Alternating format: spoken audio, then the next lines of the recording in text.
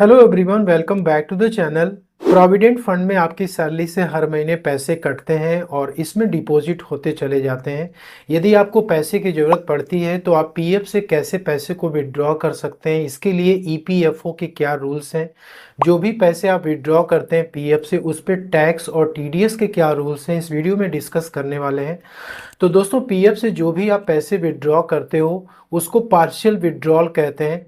और partial withdraw के लिए पहले क्या होते थे कि लगभग 13 टाइप्स के दोस्तों प्रोविजंस या रीजंस होते थे, जिसको फुलफिल करने के बाद ही आप पीएफ से पैसे विड्रॉ कर पाते थे। लेकिन अभी क्या किया है कि इन 13 रीजंस को सिंपली यहाँ पे 3 कैटेगरी बना दी गई है। एक है एसेंशियल नीड्स की, जिसमें कि कोई बीमारी हो गई हो या एजुकेशन या मैरिज के लिए पैसे की रिक्वायरमेंट हो। अब देखिए, यहाँ पे एजुकेशन और मैरिज के लिए भी कैपिंग लगा दी गई है। जैसे कि यहाँ पे एजुकेशन के लिए आप मैक्सिमम 10 टाइम्स तक ही पैसा विड्रॉ कर सकते हैं और मैरिज के लिए मैक्सिमम 5 टाइम्स तक विड्रॉ कर सकते हैं। अब पीएफ में जो इम्प्लॉयज़ का कंट्रीब्यूशन है और उस पर जो इंटरेस्ट मिल रखा है, सिर्फ वही पैसा विड्रॉ आप कर सकते हैं। तो एजुकेशन और मैरिज के लिए 50% जो इम्प्लॉयज़ का पैसा इकट्ठा है पीएफ में, उतना आप विड्रॉ कर पाते हो। और दोस्तों, इलनेस हो गया, स्पेशल सर्कमस्टांसेस में जैसे फ्लड हो गया, अर्थक्वेक हो गया, या फिर कोई मेडिकल इमरजेंसी के लिए पैसे की जरूरत पड़ गई, या फिर दोस्तों फैमिली में किसी की डेथ हो गई, या फिर जिसके नाम से पीएफ अकाउंट हो उसकी डेथ हो गई, पैसे की रिक्वायरमेंट यदि आती है, तो इन केसेस में 100% तक पीएफ से पैसे विड्रॉ किए जा सकते हैं। और इसमें इम्प्लॉयज़ और एम्प्लॉयर्स दोनों की ही जो कंट्रीब्यूशन है और उस पर जो इंटरेस्ट मिला हुआ है, विड्रॉ किया जा सकता है। और यहाँ पे जो हाउसिंग नीड्स है, इसके लिए भी है कि 90% तक आप इम्प्लॉय और एम्प्लॉयर्स दोनों की कंट्रीब्यूशन प्लस जो भी इंटरेस्ट उस पर मिल रखा है, इतना विड्रॉल किया जा सकता है। अब पीएफ से जो भी पार्शियल विड्रॉल आप कर रहे हो, उसके लिए मिनिमम सर्विस की रिक्वायरमेंट है। तो पहले क्या होता था कि 0 से लेकर के 7 ईयर्स तक की मिनिमम सर्विस रिक्वायरमेंट होती थी, लेकिन उसके लिए बहुत सारे कंडीशंस होते थे, उसको आपको फुलफिल करना होता था, डॉक्यूमेंट्स अटैच करने पड़ते थे, तब जाकर के पार्शियल विड्रॉल आप पीएफ से कर पाते थे। तो यहाँ पे अब इस टाइम लिमिट को रिड्यूस करके 12 मंथ्स कर दिया गया है। ठीक है, तो जितने भी विड्रॉल्स हैं, अब 12 मंथ्स यदि आपने अपनी सर्विस की कंप्लीट कर ली है और उसके बाद यदि आपको किसी प्रकार की भी नीड्स आती है, जैसे यहाँ पे जो भी आपने देखा, ठीक है, जो 3 कैटेगरीज ये हैं और इसके अलावा भी कुछ है जो कि मैं आपसे बताऊंगा, तो आप इमीडिएटली 12 मंथ्स के बाद पीएफ से पार्शियल विड्रॉल आप कर सकते हो।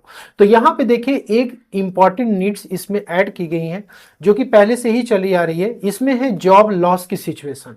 नॉर्मली आप जॉब कर रहे हो और आपका लेट से कि किसी कारणवश एम्प्लॉयमेंट जो है ख़त्म हो जाता है, आप अनएम्प्लॉयड हो जाते हो, कुछ महीने तक आपको दूसरी नौकरी नहीं मिलती है, तो उस केस में आपको पैसे की ज़रूरत है, तो आप पीएफ से पार्शियल विड्रॉल आप कर सकते हो। तो पहले ये होता था कि जैसे ही आप अनएम्प्लॉयमेंट की कैटेगरी में आप जाते थे, तो उसमें 1 महीने के बाद आप पीएफ से 75% पैसा विड्रॉ कर पाते थे, और 2 महीना जब खत्म होता था, मतलब 2 महीने तक आप अनएम्प्लॉयड रहे, उसके बाद आप 25% विड्रॉ कर पाते थे। लेकिन अब क्या हो गया कि यहाँ पे 75% आप इमीडिएटली, जैसे ही आपका जॉब लॉस होता है, ठीक है, आपको नौकरी दूसरी नहीं मिल रही है, आप अनएम्प्लॉयड हो चुके हो, आप तुरंत पीएफ के लिए विड्रॉल के लिए आप अप्लाई कर सकते हो। 75% विदाउट एनी कंडीशंस ये पैसा आपको इशू कर दिया जाता है एज पर न्यू रूल, जो कि अक्टूबर 2025 से इफेक्टिव हो चुका है दोस्तों। और इसमें जो रिमेनिंग 25% है, ये आप 12 मंथ्स के बाद विड्रॉ कर सकते हैं। मतलब लेट से कि आप 1 साल तक अनएम्प्लॉयड रहे, तो उसके बाद ये 25% आप विड्रॉ कर सकते हैं। वैसे रूल ये कहता है कि जो 25% है, इसे आपको मिनिमम पीएफ के अकाउंट में मेंटेन करके रखना है। अब यहाँ पे देखिए, मिनिमम जो बैलेंस रिक्वायरमेंट है, पहले क्या होता था, कोई भी स्पेसिफिक रूल्स नहीं होती थी कि आपको इतना पीएफ में इतना फंड मेंटेन करना ही करना है। लेकिन जो नया रूल है, इसके अकॉर्डिंग है कि मिनिमम 25% आपको मेंटेन करना है। लेकिन फिर भी यदि आप 12 मंथ्स तक अनएम्प्लॉयड रहते हो, तो उसके बाद भी आप 25% विड्रॉ कर सकते हो। मान लीजिए कि आपके पीएफ अकाउंट में टोटल जो बैलेंस है वो 1 लाख रुपीस की। अब इसमें इंप्लॉय और एम्प्लॉयर्स दोनों के ही कॉन्ट्रीब्यूशन हो सकते हैं, प्लस इसमें इंटरेस्ट का अमाउंट भी एक्यूमुलेटेड हो सकता है। तो मान लो कि आपको इमीडिएटली, जैसे मैंने बताया, 75% आप पीएफ का जो है इमीडिएटली विड्रॉ कर सकते हैं इन केस यदि आपका जॉब लॉस हुआ है तो। अब यहाँ पे क्या हो गया कि लगभग 75,000 आप तुरंत जो है फाइनेंशियल नीड्स को पूरा करने के लिए ले सकते हैं। रिमेनिंग जो बैलेंस है ये 25% दोस्तों, मतलब 1 लाख का 25%, 25,000 आपको मिनिमम तो उसमें रखना ही है। लेकिन इन केस 12 मंथ्स तक आप अनएम्प्लॉयड रहते हो तो ये 25,000 भी आप विड्रॉ कर सकते हो। पीएफ अकाउंट से पार्शियल विड्रॉल करने के लिए आपको क्या क्या डॉक्यूमेंट सबमिट करने पड़ेंगे, ये डिपेंड करता है आपके फाइनेंशियल नीड्स के ऊपर।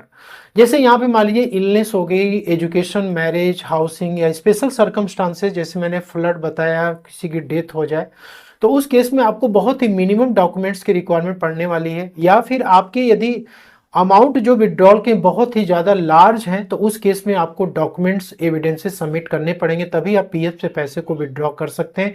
इसके लिए आपको ईपीएफओ की गाइडलाइंस को फॉलो करते हुए तभी आप विड्रॉल कर सकते हैं। अब इसमें मिनिमम 25% आपको बैलेंस पीएफ में मेंटेन करना है। यदि वो पैसा आपका इसी तरीके से पड़ा रहता है, ठीक है, तो बेसिकली ये रिटायरमेंट सेविंग के लिए ही इतना मिनिमम बैलेंस आपको मेंटेन करना है। तो यहाँ पे 8.25% के रेट से आपको इंटरेस्ट मिलता रहेगा। आपको कुछ इंपॉर्टेंट पॉइंट ध्यान में रखना है कि यदि आप ऑनलाइन जा रहे हो पीएफ विड्रॉल करने के लिए तो आपको ईपीएफओ यूनिफाइड मेंबर पोर्टल पे आपका जितना भी विड्रॉल है पीएफ का वो वहीं से होगा। और दोस्तों आपका यूएएन नंबर यानी कि universal account number EPFO portal पे एक्टिवेटेड होना चाहिए।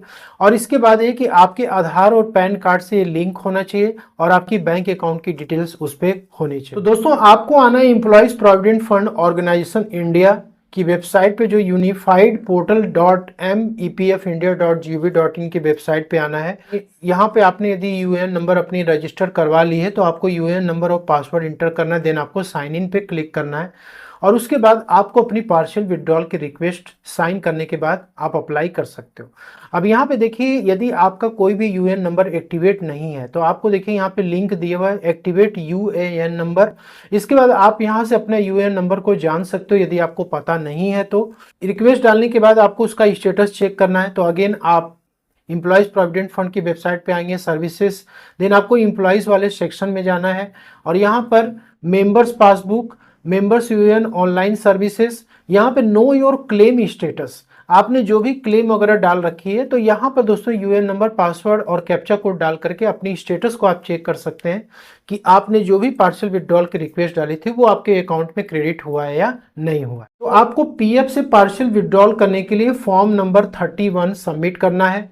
यदि आपको फुल सेटलमेंट करना है, 100% आपको पैसे विड्रॉ करने हैं, किस केस में आप फुल पीएफ अमाउंट को विड्रॉ कर सकते हैं। नॉर्मली रिटायरमेंट के टाइम के बाद आप जो है पैसा पूरा विड्रॉ कर सकते हो। रेजिग्नेशन आपने दे दिया या फिर अनएम्प्लॉयमेंट आफ्टर 12 मंथ्स, आप जो है 12 महीने से ज्यादा बेरोजगार हो तो भी आप 100% पैसा यहाँ से विड्रॉ कर सकते हो। लेकिन इसके लिए है कि आपको फॉर्म नंबर 19 जो है फिलअप करना पड़ता है। फाइनेंशियल ईयर 25-26 चल रहा है। यदि इस पर्टिकुलर पीरियड में आपने पीएफ से पैसे विड्रॉ किए हुए हैं तो उस पर कितना % टीडीएस कटेगा, कितने टैक्सेस आपको पे करने पड़ेंगे नेक्स्ट ईयर में।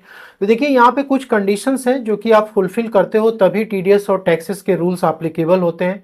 जैसे यदि आप अपनी सर्विस के 5 साल बिता चुके हो, 5 साल के बाद यदि आप पीएफ से पैसे विड्रॉ कर रहे हो तो उस केस में दोस्तों कोई भी टैक्सेस आपको पे नहीं करने, ना ही कोई टीडीएस पीएफ विड्रॉल पे डिडक्ट होता है। और यदि 5 साल के अंदर यदि आपने पैसे विड्रॉ किए हैं 50,000 के अंदर, उस केस में आपकी टोटल इनकम यदि बेसिक एजम्पशन लिमिट से ज्यादा है तो दोस्तों ये जो विड्रॉल का अमाउंट है ये आपके इनकम में जोड़ी जाएगी और जो स्लैब रेट है न्यू टैक्स रेजिम या ओल्ड टैक्स रेजिम के वो एप्लीकेबल होंगे। तो जिस भी स्लैब में आप फॉल करेंगे उसके अकॉर्डिंग आपको टैक्सेस पे करने होंगे। सिंस की पीएफ विड्रॉल का अमाउंट 50,000 के अंदर है तो इस पे कोई भी टीडीएस डिडक्ट नहीं होगा। तो जो पीएफ से पार्शियल विड्रॉल है वो आप 5 इयर्स के पहले कर रहे हो और वो अमाउंट जो है 50,000 रुपीज से ज्यादा है तो उस केस में जो भी पीएफ का पैसा होगा वो आपके टोटल इनकम में जुड़ेगा और स्लैब रेट से वो टैक्सेबल होगा और 10% के रेट से टीडीएस डिडक्ट होगा। यदि आपका कोई भी पैन नंबर वगैरह नहीं है तो उस केस में मैक्सिमम 20% के रेट से टीडीएस डिडक्ट होता है या फिर एमएमआर के रेट से टीडीएस डिडक्ट हो सकता है। लेकिन कुछ कंडीशंस यहाँ पे ये है कि जैसे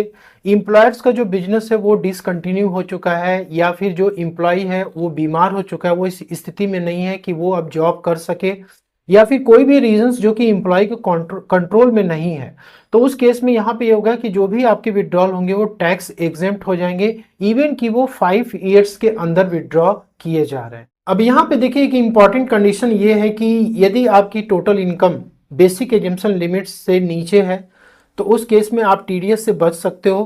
तो एक नॉर्मल सिटीजन फॉर्म 15G को सबमिट कर सकता है और सीनियर सिटीजन फॉर्म 15H को सबमिट कर सकता है। अब सीनियर सिटीजन के लिए इसकी रिक्वायरमेंट नहीं है, क्योंकि जैसे वो रिटायर करते हैं वो 100% पैसा अपने पीएफ से विड्रॉ कर सकते हैं। अब यहाँ पे कि किसी एक एम्प्लॉयर को आपने स्विच करके दूसरे एम्प्लॉयर्स में आप चले गए, तो उस केस में आपका जो भी पीएफ का पैसा होता है दूसरे एम्प्लॉयर के अकाउंट में, पीएफ अकाउंट में ट्रांसफर हो जाता है।